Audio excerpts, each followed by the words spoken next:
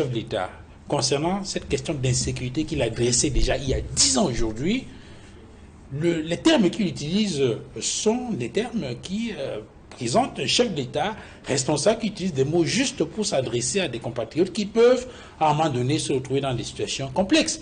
Mais on a Minat qui utilise un narratif assez, entre guillemets, dégradant et qui peut verser de l'huile sur le feu.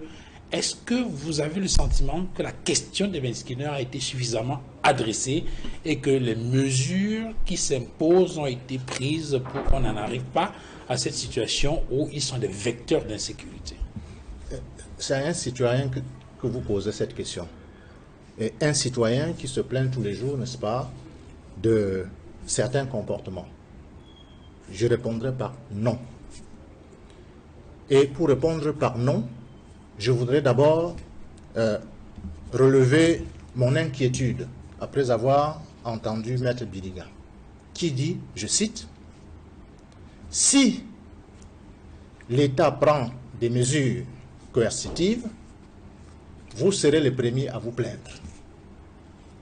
Les policiers risquent de ne plus porter leur tenue. » Non, c'est pas ce que j'ai dit. Oui, puisque ça s'est passé. Non. Puisque ça s'est passé. Il est déjà arrivé que les policiers ne font pas. Oui, c'est déjà arrivé. Ça pourrait se reproduire. Ça pourrait se reproduire. Non, c'est ce que ça pourrait se reproduire. C'est ce que vous avez dit. Non.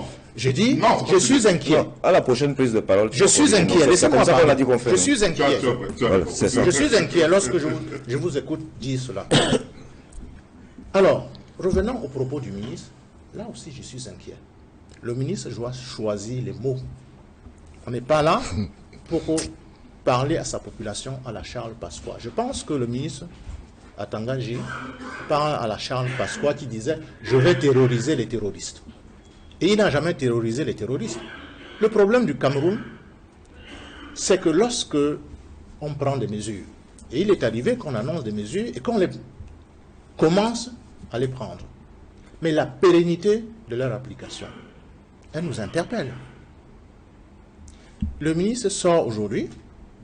Demain, vous allez voir probablement la police, la gendarmerie sévir, mais ça va se passer pendant 1 semaine, 2 semaines, et puis après, on n'entendra plus jamais parler.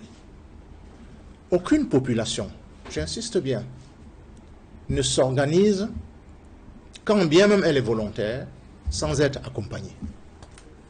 Et si nous avons élu un président de la République, si nous avons un gouvernement, c'est pour qu'il implémente les choses pour lesquelles ils ont été élus.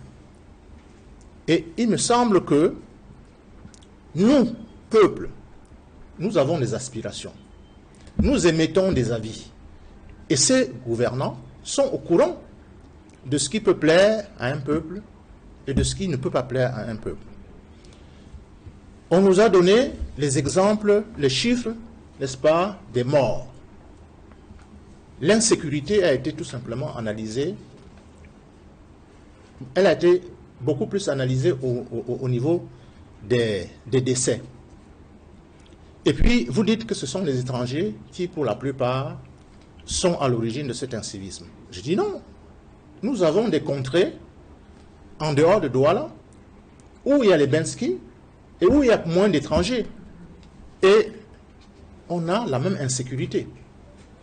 Et d'ailleurs, quand on parle de l'insécurité, il faudrait identifier les différents types d'insécurité que nous vivons. On a l'incivisme. Et l'incivisme ne concerne pas seulement les Benskiner. Les automobilistes, eux aussi, sont inciviques.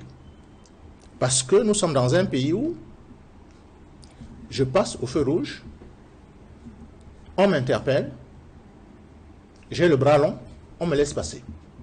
Ça, c'est l'incivisme et la mauvaise application de la loi, ou la non-application de la loi.